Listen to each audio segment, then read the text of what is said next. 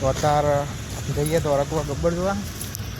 અત્યારમાં ભાઈને બે જતા હતા એરિયામાં એ બે પર જઈએ બધું કેન્સલ થઈ ગયું અને અત્યારે હેડે આ ગબ્બર જોવા જોરદાર. લે ચલાવી લઉં તું કે હું ચલાવી લઉં?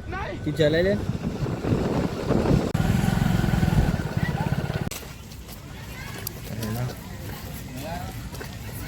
મને એનું ઘર આટલામાં જ છે.